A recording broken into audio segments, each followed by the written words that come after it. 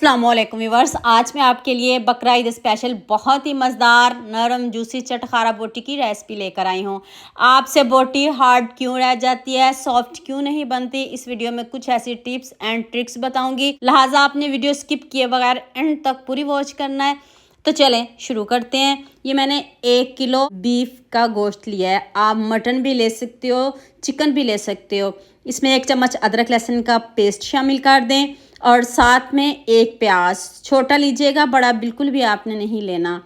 और 1 टीस्पून नमक डाल दें और 2 गिलास पानी शामिल करना है। इसके अलावा कुछ भी अभी शामिल इसमें नहीं करिएगा।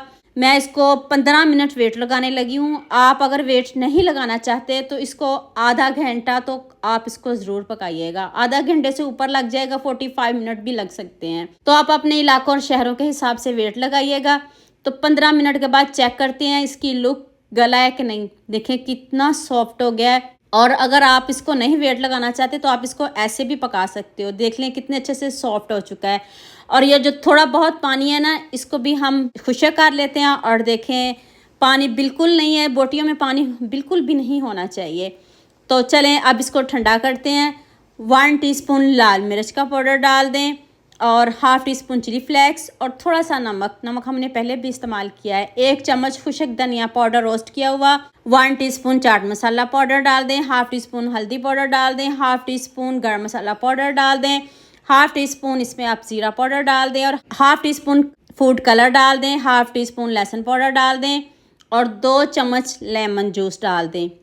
आप इसमें अजवाइन भी डाल सकते हो लेकिन मैंने नहीं डाली। 2 चम्मच कॉर्नफ्लोर, इससे ज़्यादा नहीं डालने, सिर्फ 2 चम्मच। अगर आपके पास भी 1 किलो गोश्त है तो 2 चम्मच कॉर्नफ्लोर। अगर आप ज़्यादा कॉर्नफ्लोर डाल दोगे तो फिर कॉर्नफ्लोर का ही फ्लेवर आएगा। ख्याल रखिएगा बहुत ज़्यादा नहीं आपने डालना। तो यहाँ मैं आपको याद दिला दूँ, अगर आपको मेरी रेसिपीज़ पसंद आ रही हैं तो जल्दी से मेरे फेसबुक पेज को भी फॉलो कर लो और साथ में मुझे यूट्यूब पर सब्सक्राइब कर दो। आपकी तरफ से प्यार होता है, मोहब्बत होती है, खुशी होती है कि आपको मेरी रेसिपीज़ पसंद आ रही हैं। आपने इसको फ्रिज में ज़रूर रखना है।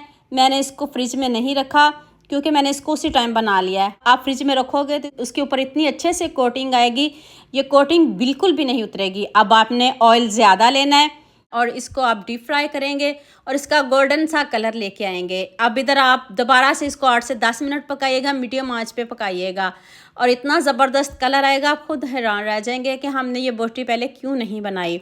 सॉफ्ट की भी आपको बात बता देती हूँ कि आपने इसको पहले बहुत ज़्यादा गलाना है।